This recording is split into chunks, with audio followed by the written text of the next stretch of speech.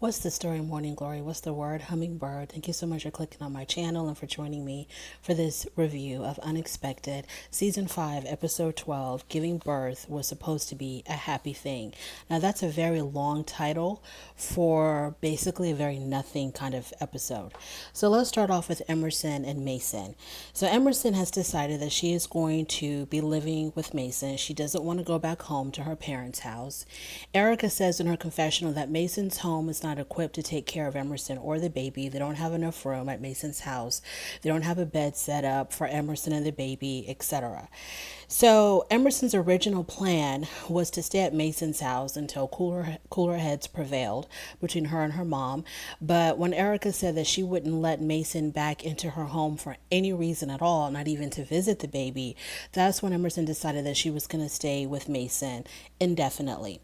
Now, I have very major issues with Erica. I think that she Okay, let's start here. When Emerson gave birth and came home with her newborn baby boy, and Mason was over there, my understanding was that Mason was there for just a couple of nights and then he was going to be going back home, that he wasn't going to be living with Emerson and her family. So if he was only going to be there a couple of days, in my personal opinion, I didn't think it was wrong for him and Emerson to sleep in the same bed in her room. Emerson had just given birth. I don't see Emerson as some type of a sexaholic or a nympho or anything like that, where, regardless of whether or not her body has healed, all she can think about is just, having relations with her boyfriend as soon as she possibly can. I don't really see Emerson that way. I feel like Emerson was allowing her body to heal, that she had no intentions of having relations with Mason so soon after giving birth. That was nowhere near on her agenda. It's not like she called me and told me all of this, but I'm just trying to kind of like use a little bit of common sense. And I didn't see anything wrong if he were to sleep in the same bed with her and then, with the new baby in the room with them. I didn't see anything really wrong with that, because it would have allowed him to help Emerson out in the middle of the night if the baby woke up. It gives him more time with his son. So Erica would rather risk her relationship with her daughter instead of just allowing the father of her grandson to share the same room with her daughter for a couple of nights. Now, if Mason was living there, then yes, he should not be sleeping in the same room with Emerson if that was going to be his permanent home. But if he was visiting for a couple of nights after she gave birth, I didn't really see anything wrong. This is a situation where I feel like, Erica, you're trying to be super duper strict now, but where was all that strictness and it's my way or the highway type of mentality before Emerson got pregnant? Like, why weren't you that strict then? From my understanding, you knew whenever Emerson would go and see Mason. I don't know if you were dropping her off at Mason's house or they were coming to pick her up and taking her back to Mason's house, but you knew that your daughter was spending all of this time with her boyfriend. Were you having a conversation with her about birth control? Were you having a conversation with her about safe sex? Now that the child is here, now that the baby is here, now you want to be super duper strict in a moment where I don't think that you need to be this strict. You need to kind of, be a little bit more flexible, especially if it means that you can still maintain a relationship with your daughter, and your grandson can still remain in your home. Isn't that the main goal? Isn't that what, you would want to keep going, is your daughter living with you and you having your grandson also living in your home, because you think that your house is the better home. You always talk about Mason's house being, some type of a crack den because his mother, who is suffering through an addiction, is living there, and you keep on talking about how she's a repeat felon and she's in and out of jail and she's in and out of rehab. So wouldn't you want your daughter to stay with you? And would it have been that bad to allow Mason to spend 1 or 2 nights in the same room with Emerson with the baby there? Or do you think that your daughter is some type of a freak, some type of a sex freak, where as soon as giving birth, after pushing out, a very healthy sized baby, you're thinking that she's going to be doing whatever with Mason in her room as soon as, like, right after she gave birth. Do you see your daughter like that way? Or why don't you talk to your daughter? Why don't you ask your daughter? Why don't you have a conversation with her and say, look, I don't want him sleeping in the same room with you because I'm worried about you getting pregnant again. And see what she tells you. You know, do y'all have that kind of relationship where she can tell you, Mom, the last thing you need to worry about is me getting pregnant right after I gave birth to Mateo?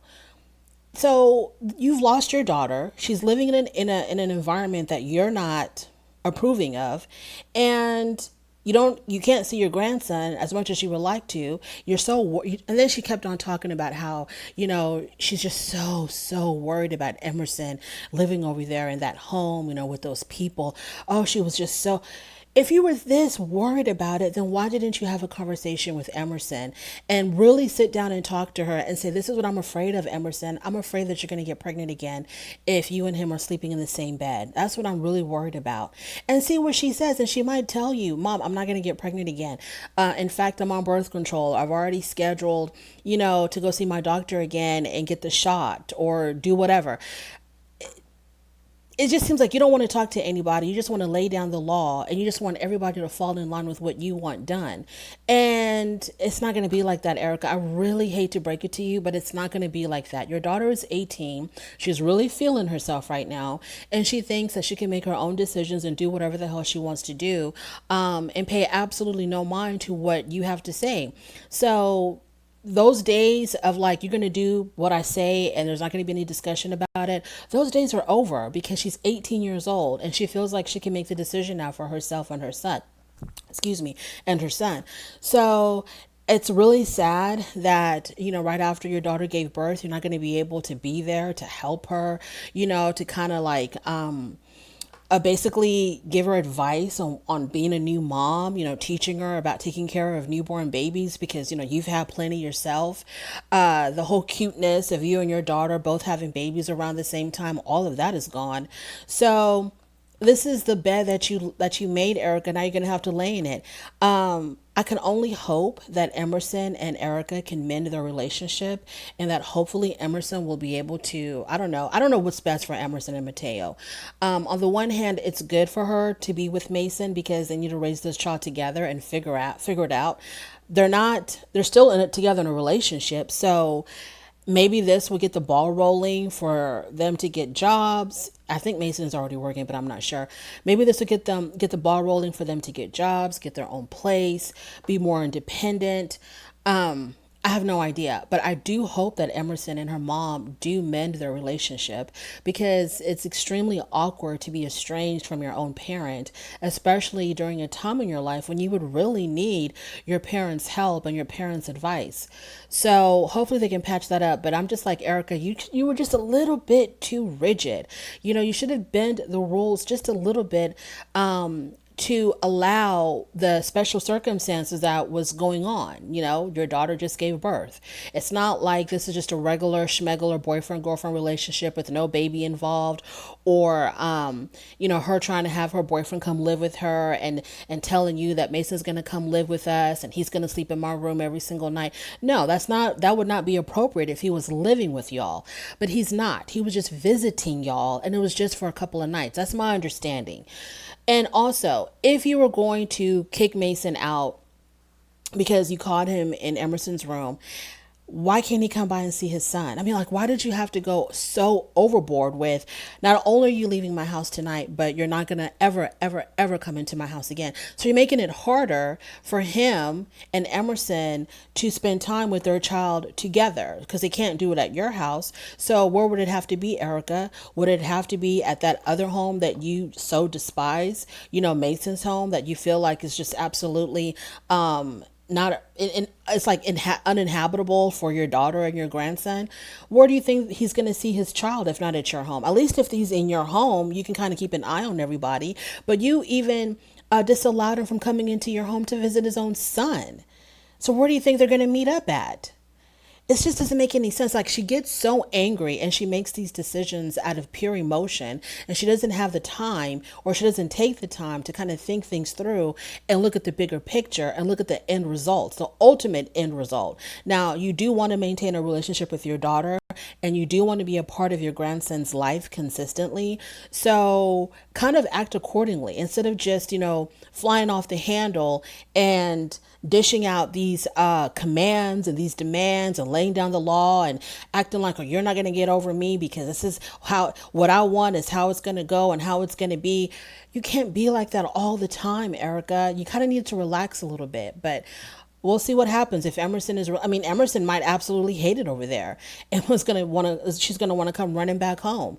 But if she comes running back home, are you willing, Erica, to allow Mason to come and see his child once in a while at your home under you and your husband's supervision? Who knows? Moving on from that, Jenna and Aiden. They're still on their beach vacation. Everybody's getting along except for Aiden. It's really affecting everybody else's mood on this vacation. Jenna's parents are wondering, like, what the hell is going on with Aiden and Jenna? What is, what is, they know there's an issue, but they don't know exactly what the issue is. And so Jenna's mom wants to get to the bottom of it. She tries knocking on their door, I guess, to talk to Jenna to see what's going on, but they didn't open the door to their bedroom. So later on, her and Jenna go and get ice cream together. And I think this is when her mom thinks this is the perfect opportunity to find out what's really going on between her daughter and Aiden. So they're talking about Aiden and why is he in such a horrible mood. And Jenna tells her mom, well, he's upset that certain people are on this vacation with him. So in her confessional, Jenna says that she didn't want to tell her mom outright that Aiden has an issue with her, the mother, and he didn't want Jenna's mom to be on this vacation at all, and that's why he's in a sour mood. But she wanted to spare her mom, and so she didn't tell her mom that. But her mom was able to put two and two together. So her mom says, well, should I just go home? And Jenna's like, of course not. Then her mom starts crying, and so then Jenna goes to sit next to her mom, and she hugs her and consoles her. And in her confessional, Jenna says, me consoling my mom is nothing new. I've been doing it all my life because she says that her mother has never really grown up. And I was like, that is saying a lot right there. She says that her mother has never really grown up. And, oh no, she says her mother has never been an adult. And I was like, wow. And it also seems like her mom uses emotions as a tool of manipulation. So then later on, Jenna and Aiden, they go to the beach together with their son. And Jenna wants to have a conversation about Aiden's attitude. And she's basically telling Aiden that, your attitude stinks. You need to fix it. This is a vacation. We're all supposed to be happy and getting along.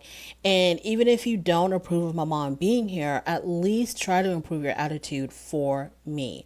Show that, you are in support of me just a little tiny bit. Aiden refuses to understand. He gets it. He's not an idiot. He gets exactly what she's talking about, but he's so stuck in his feelings and he's so stubborn. He doesn't want to bend at all. So he's very verbally abusive. He called her an idiot. He told her to shut up. He didn't want to talk. He completely shut down. He didn't care about how she felt. He didn't care about where she was coming from. He didn't want to meet her halfway. He didn't want to compromise. It's like, okay, I didn't get the vacation that I wanted. And he said that he's only allowed 1 week of vacation per year at his job. And so he wants to spend it the way he wants to spend it. And if he can't have the vacation that he wants, he's just going to ruin everybody else's vacation. So the conversation doesn't end very well at all. Watching Aiden and Jenna interact, it makes me uncomfortable. I feel like, I'm sitting there watching and I'm like biting my nails because I'm so worried about how he's going to react to her. What is he going to say to her that's going to be hurtful? How is he going to take in what she's saying? Is he going to explode? It's just like I feel like I'm so worried about Jenna, and about him hurting her feelings. Like, it's like very cringy to watch. And these people are just so young to be dealing with such major adult issues. So At the end of their conversation, he was just like, you know what, I'm going home. I'm not going to stay. So I think he's planning on leaving or something. And in the confessional, he's also being a jerk in the confessional. He acts like he just doesn't understand where she's coming from at all. Um, and she's trying to explain to him, like, forget about my mom, forget about my dad. This is about me and you. I need you to be there for me. And he thinks that the relationship is great. He thinks there's nothing wrong with their relationship. He even said, okay, so are you trying to make this relationship look bad? Because if you are, then I'm getting mad. And then in the confessional, he got up and he left. He took off his mic and he walked away. And Jenna is left there crying. And it's just really sad that somebody so young who should be thinking about, her future, choosing her career, thinking about maybe going to college or starting her career. She's so like this relationship. She's like so controlled by this really unhealthy, borderline, emotionally and psychologically abusive relationship that she can't even plan anything for herself. And she's always so sad. She's always so upset. And I don't know how she's able to be, and she is trying to be a good mom. I'm not taking anything away from that. I don't know how she's able to keep it together to be the mom that she is for Luca. So I feel like, Jenna, you need to leave this relationship. If he has gotten worse, and she did tell him that he has gotten worse, if he has gotten worse since having the baby, it's not going to get any better anytime soon, because I understand that it's very stressful to be a parent, but y'all are making adult decisions and you need to act accordingly. And so if Aiden is not willing to act like an adult and stop pouting and stop complaining and stop whining and stop having his temper tantrum, then Jenna, it will not get any better. Girl, yes, you do need to leave this relationship. You need to protect your own mental health and your own emotional health. And sticking around with Aiden is just not cutting it at all. This guy is like verbally and psychologically and emotionally abusive, and it's not a healthy environment for her to be in. So yes, she does need to leave. And I know that he's going to make it a whole lot worse for her if she does make that decision to leave, because he seems to be very close to his son. So hopefully they can do the 50-50 custody. And she's not going to try to get like full custody, because it seems like if that's what she's going to try to do, he's not going to stand for that at all and make her life a living hell. So hopefully they can share custody of their son, but they don't have to be in this relationship together. Moving on to Noah and Taylor. So Taylor is the cousin of Tyra and Tiara. She's 40 weeks pregnant. Noah has tested positive for COVID. And so the big issue here is whether or not he's going to be able to be there during the birth of their second daughter. Okay, so it's the day of the induction. Noah is allowed to be present even though he still has COVID, as long as he didn't have any symptoms. I think he was allowed to be in the room with her. I think that's what the protocol was. Noah says in his confessional that he was really nervous about being there for the birth, and he was really worried about passing out. In the confessional, the producers asked him, well, did you pass out the first time that she gave birth? And he said that he wasn't. No, he said no. He says, no, I didn't pass out. And he left it at that. And then Taylor added in some information, and he says, well, he wasn't there the first time that I gave birth because we weren't together like that. So Noah looks at her and he says, don't say that. Like, why can't she say that? That's the truth, right? Why can't she say that? Why are you ashamed of the fact that you weren't there when the mother of your first child was giving birth? Why do you want to be all secretive about what went down, what really went down? You want to paint this fake narrative that you were there? Noah, please. So evidently the reason why he doesn't want to talk about it is because he had a girlfriend when Taylor gave birth to their first child. And I guess, the fact that your child was coming into the world was like no priority to him whatsoever. And he wasn't there. But Taylor tells us that he did not have a girlfriend when she got pregnant, because she doesn't roll like that.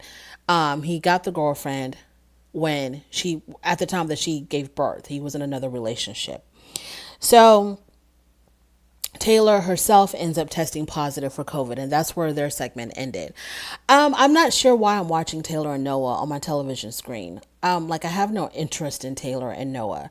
And I understand that this is the cousin of Tyra and Tiara, and they probably thought it was like, oh, So cute. This is Tyler and Tara's cousin, so let's see what's going on with her. I'm not interested in Taylor and Noah, not at all. Until Noah gets a DNA test on that first child, I have no interest in what's going on with Noah and Taylor.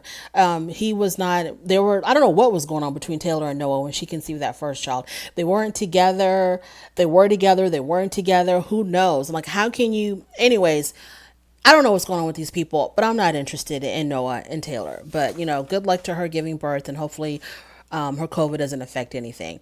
Not much going on with Tyra. I'm going to skip over that. Now, Tiara and Dee. The only thing that I want to say about Tiara and Dee is that in her confessional, Tiara said that Noah having COVID was karma. And I was thinking to myself, that's a bit harsh, Tiara. Tiara, you have like an anger issue or something to that effect. I'm not sure what's going on with you, Tiara, but for you to say something like that, like kind of like, oh, well, that's just karma, like having no sympathy at all to your cousin's baby daddy, boyfriend, having COVID, especially when she could have COVID, the baby could be born with COVID. That was very insensitive of you, Tiara. And when you look back at this tape or at this recording and you see yourself on TV, hopefully you're going to be asking for forgiveness and apologizing to Taylor, because that was just really awful. That was a really ugly thing to say in this day and age, especially knowing how COVID has affected so many people in the worst possible way. That's just awful. Like, what if he ended up, like, what if it got really, really bad for him? What if it got really, really bad for Taylor? Like, really? No, no, ma'am. That was uncalled for. Lily and Lawrence. I'm not understanding why they stuck them in at the end. They stuck them in at the end of the episode, but they're looking for a place to get married. Oh, one more thing that I want to add about Lily and Lawrence. Lily said, if we got along all the time, it would be boring. You have to piss me off sometime or I'm going to get bored.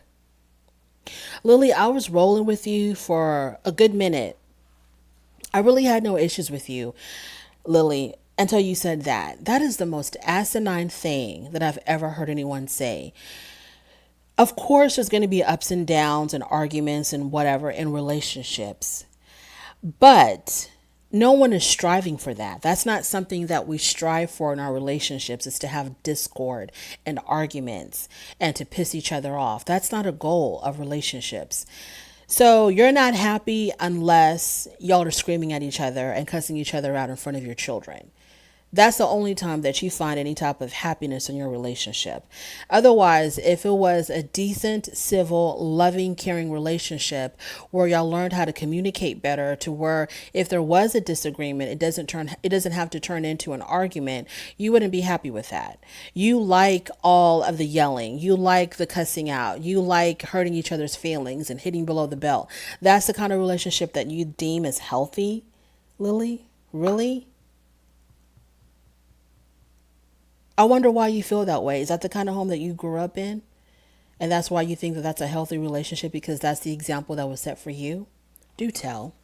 That is my review of Unexpected. If you made it this far, I really do appreciate it. Thank you so much. It was a very nothing type of episode, and it's not because we didn't get to see our resident goon. It's just because it was a nothing episode. Simple as that. Hopefully you won't forget to rate this video on your way out. If you like this content, please subscribe. If you don't like this content, don't worry about it, carry on. Thank you for stopping by anyway, and I will definitely talk to you later. Bye.